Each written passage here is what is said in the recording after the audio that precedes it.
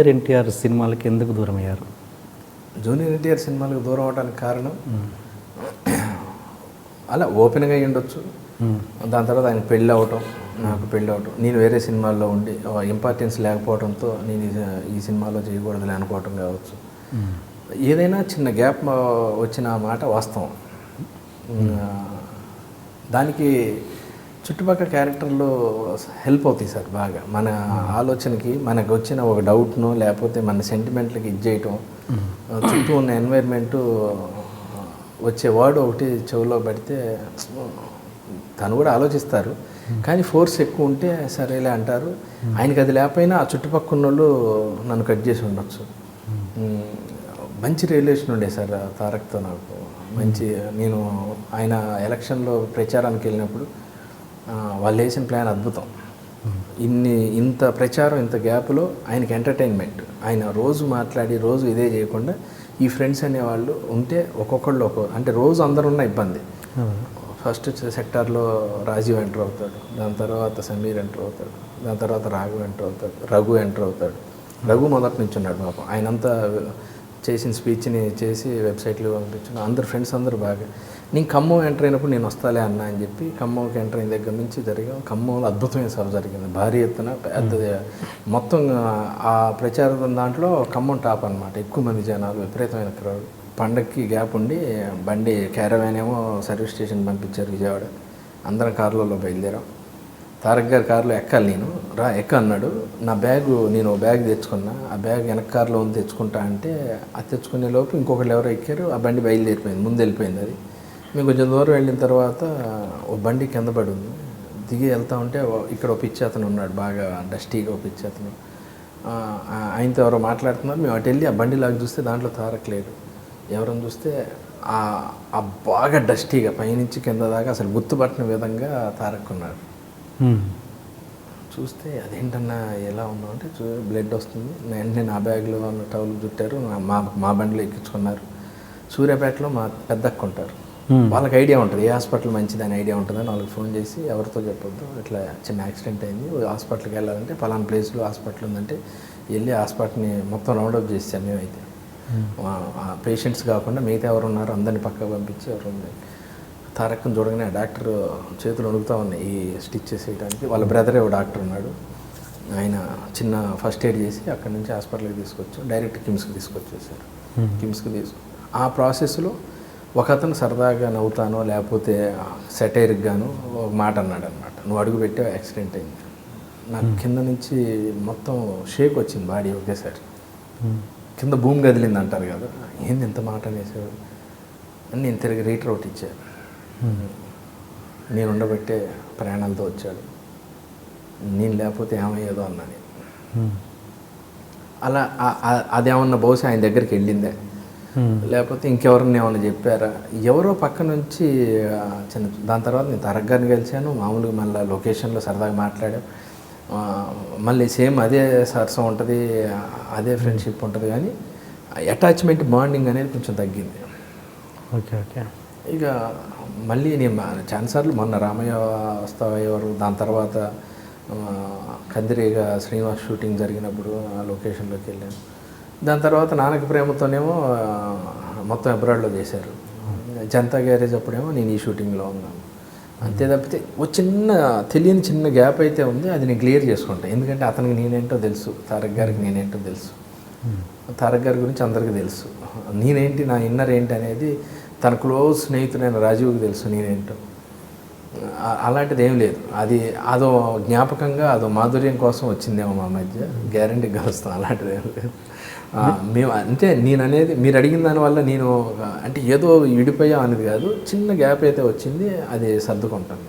నా వైపు కూడా ప్రయత్న లోపం ఉంది, వెళ్ళి నేను చెప్పుకునే విధానం నా ప్రయత్న లోపం కూడా ఉంది. నా బిజీ కావచ్చు, నా కుటుంబం కావచ్చు, నా కూతురు పేరు ఏం పెట్టాలని ఆయనే ఫోన్ చేసి అడిగాను నేను. దానికి ఆయన సజెషన్స్ ఇచ్చాడు. నేను ఎలా అంటానంటే బాగుంది పేరు పెట్టి అన్నాడు. నా కూతురు ఇయర్ ఫంక్షన్కి తారక్ లాంటి హీరో వచ్చి మా పాపని ఆశీర్వదించాడు. అంత రిలేషన్, అంత ఇది ఉంది మా మధ్య. ఏదన్నా ఓపెన్గా చెప్పేవాడిని నేను. ఆయన సినిమా అందరూ అంటే రాజు వాడు డైరెక్ట్గా ఓపెన్గా చెప్తాడు, మిగతా వాళ్ళు నన్ను అడుగుతారక్ అనేవాళ్ళు. నేను మాత్రం నా దగ్గరకు వచ్చినప్పుడు అడిగినప్పుడు తలకాయ ఉంచుకునేవాడిని, చెప్పంటే ఓపెన్గా చెప్పేవాడిని. Okay okay. అవన్నీ సరదాగా ఉంది. బాగా నవ్వుకున్న సందర్భాలు ఉన్నాయి. నరసింహుడు అనే సినిమా యాక్చువల్గా రిలీజ్ లేట్ అయింది. అందరం తారక్ వాళ్ళ ఇంట్లోనే ఉన్నాం సరదాగా. సినిమా రిజల్ట్ ఏంటి అన్న టెన్షన్లో ఉన్నాం. అంటే జనరల్గా ఏంటంటే అంత పెద్ద మాస్ హీరో సినిమా పొద్దున్నే పడిపోద్ది, ఫ్యాన్ షోలు అలాంటి. ఆ సినిమా కొంచెం లేట్ అయింది. అందరం వెయిటింగ్, రిజల్ట్ కోసం వెయిటింగ్. నాకు ఖమ్మం నుంచి రిపోర్ట్ వచ్చింది. వెళ్ళి గదిలోకి వెళ్ళి తారక్తో అక్కడే ఉన్నాడు తారక్. నేను చెప్తున్నాను, అన్న కొంచెం బ్యాడ్ రిపోర్ట్ చెప్తున్నారు మన సినిమాకి, అది ఇదని చెప్తుంటే పేరు అనవసరం ఇంకో ఆర్టిస్ట్ వచ్చాడు, ఇంకో ఆర్టిస్ట్ వచ్చి, బాబు మీరు థియేటర్లో వాడి మెడ కనపడ్డప్పుడు అని అంటే పులి సౌండ్ వేస్తే ఉందంట బాబు అనగానే అలా ఉండి పక్కున్న నవ్వాడు ఒకేసారి. అబ్బా జరిగిందేంటని అని సరదాగా అట్లా సరదాగా అయిపోయింది అనమాట.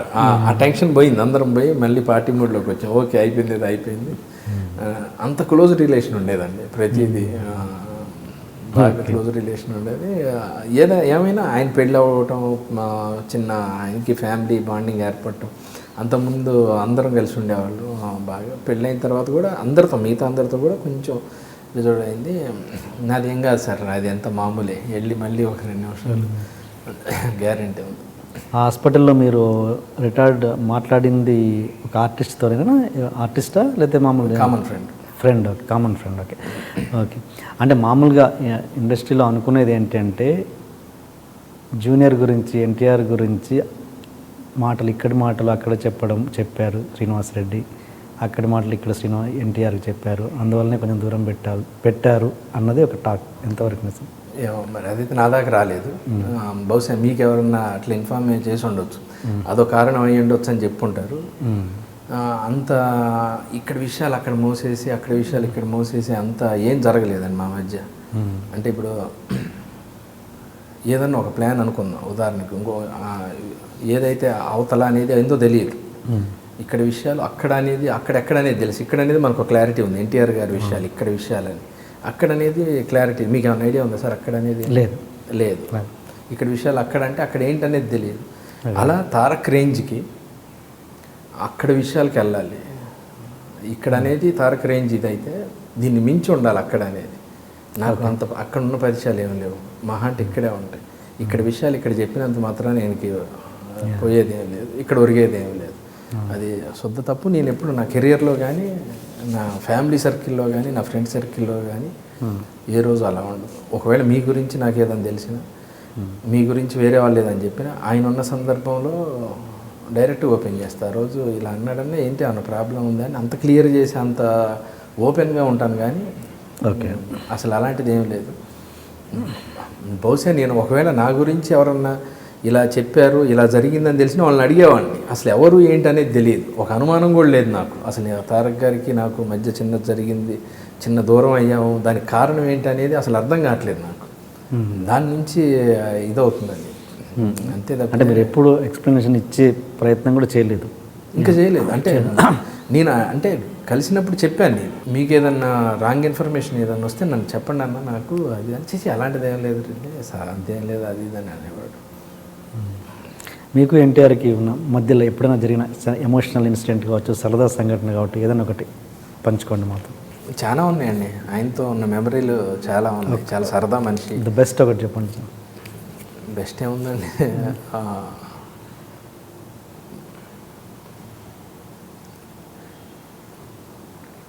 యమదొంగలో ఆ సీన్ జరుగుతున్నప్పుడు సర్కిల్ అంతా అక్కడే ఉంది దరిదాపు. నేను లేను ఆ రోజు ఆ లొకేషన్లో.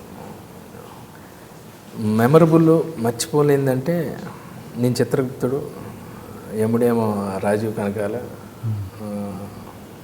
జూనియర్ ఏమో మా ఇంకో యముడు క్యారెక్టర్. వజ్రోత్సవాలు జరిగే టైంలో అనుకోండి స్టేజ్ మీద చేసాం.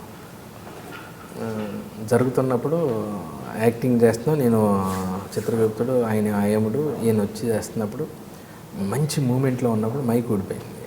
ఎవరిది? ఎన్టీఆర్ గారు. ఓకే. నేను అది చెప్పడానికి భయపడుతున్నా, తారక్ చెప్పడానికి. నేను దాని మీదే ఉంది నాకు మైక్. నీ క్యారెక్టర్ మర్చిపోయా, నీ చిత్రగుప్తుడని మర్చిపోయా, అయ్యో రాజీవ్ జల్దీ అంటే రాజీవ్ ఇంటెన్షన్ తీసుకొని ఒక నిమిషం అయిపోయింది అంటే మళ్ళీ పెట్టుకొని ఇంకోసారి చెప్పమంటారా అన్నాడు. విజిల్స్ గోల అసలు పులకరించిపోయింది. ఒకేసారి రోమాలను ఎక్కపరుచుకుని ఒక డైలాగ్, ఒక పాట విన్నాడంటే ఇట్లా సినిమాలో పాట విన్నాడంటే పాట నాన్ స్టాప్ పాడుతుంది. ఆలోచన విధానం టేప్ రికార్డులో పెట్టి ఫార్వర్డ్ బటన్ కొడితే ఎంత ఫాస్ట్ వెళ్ళిపోద్దో అంత ముందు మనకన్నా ముందు ఆలోచిస్తాడు. చాలా మెమరీ, చాలా తెలివైనవాడు. బాగా ఇది అదే నమ్మకం, ఆ నమ్మకమే నాకు గ్యారంటీగా. మళ్ళీ వెళ్ళి మాట్లాడితే ఒకసారి కూర్చొని ఓపెన్గా బట్టలు ఇప్పుకొని మాట్లాడితే మనసు ఇప్పుకొని అన్నీ జరిగిపోతుంది. చాలా మెమరీస్ ఉన్నాయండి. ఒక ఎపిసోడ్ అవుతుంది. Any emotional thing? చాలా ఉన్నాయండి ఎమోషన్స్. ఆయన లైఫే ఎమోషన్తో స్టార్ట్ అయింది. క్రికెట్ ఆడుతూ ఉండేవాళ్ళం మధురానగర్లో రాజీవ్ వాళ్ళ ఇంట్లో. అంబాసిడర్ కార్ వేసుకొని వచ్చాడు ఒకసారి, అందరినీ సరదాగా రమ్మన్నాడు. లేదులే తారక్ చిన్న పని ఉందని రాజీవ్ ఏదో అన్నాడు. ప్రతి ఒక్కళ్ళు నాకు దూరంగా ఉండాలని చూస్తారని కారు ఎక్కి వెళ్ళాడు. అందరం పొలం అని బయలుదేరాడు. ఒక అరగంట సేపు చిన్న ఎమోషన్, దాని తర్వాత మళ్ళీ మామూలు. చాలా చాలా ఎమోషనల్ మనిషి. స్పందించే హృదయం అంటారు కదా, ఎవరికన్నా ఏదన్నా అయిందన్నా కానీ వెంటనే రెస్పాండ్ అవుతాడు. తన ఫ్యాన్స్కి ఏదైనా జరిగిందన్నా, ఎవరికన్నా ఏదైనా ప్రాబ్లం వచ్చిందన్నా, తనకి యాక్సిడెంట్ జరిగిన ప్లేస్లో సైడ్ అది పెట్టించడం కానీ అన్నీ బాగా ఎమోషనల్గా బాగా ఇది తనకి అన్నీ బాగా తెలుసు. అది ఎలా అయిందండి యాక్సిడెంట్? యాక్చువల్గా అది డీప్ కర్వ్ సార్. తను అంటే ఆ ప్లేస్లో ఇలా ఇలా ఇలా ఉంటుంది అన్నమాట. అప్పటికి మ్యాక్సిమం తీసుకున్నాడు. ఆ టర్నింగ్లో సఫారీ కరెక్ట్గా కట్ అయ్యే టైంకి ఇట్లా కొట్టేసింది. పక్కనే పెద్ద బావి ఉంది సార్. అంటే దేవుడు ఉన్నాడంటారు. అదే కొంచెం ముందు కట్ అయితే డైరెక్ట్ బావిలో పడేది బండి వెళ్ళి. లోన్ ఉన్న ఇంకా ఉన్నారు, ఇంకో ఒకళ్ళిద్దరు ఉన్నారు. రాజీవ్ రోల్ అయ్యాడు లోన్. ఇంకో పెద్ద అని మా ఫ్రెండ్ ఒక ఆయన ఉన్నారు, ఆయనకు కూడా తనకి దెబ్బ తగిలింది. తారక్కేమో ఇక్కడ స్టిచ్చెస్ పడ్డాయి. ఆ టైంలో అది జరగకూడదు, జరిగింది. ఓకే, ఎనివే మళ్ళీ మీరు కలిసి సినిమాలు పనిచేయాలి. చేస్తాం సార్, అలాంటిది ఏం లేదు, సమస్య లేదు. తారక్ గారితో అంటే తారక్ గారు అంటానికి కూడా రావట్లేదు. ఎక్కువ అన్న అన్న అని పిలుస్తూ ఉంటాను నేను, చిన్నోడైనా కానీ. ఎందుకంటే సార్ చుట్టుపక్కల ఆయన పెద్ద హీరో. అలా మాట్లాడిన వాళ్ళందరూ కూడా కొందరు ఇదే ఏం తారక్ ఏంటి అన్న వాళ్ళు అందరూ కూడా పక్కన కూర్చున్న వాళ్ళే. ఎందుకంటే ఆయన ఇమేజ్ కానీ పబ్లిక్లో మీకు తెలుసు, నేనేంటో నాకు తెలుసు. అయినా కానీ మనం బయట మన ఇద్దరం బాగా ఫ్రెండ్స్ అయినప్పుడు, మనం మామూలుగా బయట ఉన్నప్పుడు ప్రొఫెషనల్లో ఉన్నప్పుడు టీఎన్ఆర్ గారు ఏంటండి అన్న, మీరు శ్రీనివాస్ రెడ్డి గారు అన్నారు, లేకపోతే సారో లేకపోతే అన్నో, నాకన్నా చిన్నోడైనా అన్నా కానీ నేను ఏంటన్నా అది కాదన్నా అంటా ఉంటా, అన్న అన్న అన్న. అది ఆ టచ్ ఉందండి మా మధ్య, అలాంటిది ఏం లేదు. సినిమా చూపిస్తాను, షో వేసి పిలిచి కూర్చోబెట్టి సినిమా చూడండి అని చెప్పి చూపిస్తాను. గీతాంజలి చూసారా? చూశారు. దాని తర్వాత మాట్లాడాడు, బాగా చేసావు అన్నారు. ఆయన అంటే తెలుసుగా ఆర్టిస్ట్గా నేనేంటో తెలుసు. నాకెందుకో గీతాంజలి రెగ్యులర్గానే ఉంటుంది సార్. అంత అంటే చిన్న అలా ఉంటుంది. కానీ నా క్యారెక్టర్ నేనేంటో ఒకసారి గట్టిగా ఒక తారక్ని పిలిచి కానీ, ఒక రవితేజ గారిని, ఒక బన్నీని పిలిచి, ఇలాంటి వాళ్ళకి పెద్ద వాళ్ళని దిల్ రాజు గారిని పిలిచి, పిఏ గారిని పిలిచి, ఇలాంటి వాళ్ళందరినీ పిలిచి చూపించాల్సిన సినిమా జయమ్మని ఇచ్చాం సార్. ఎస్.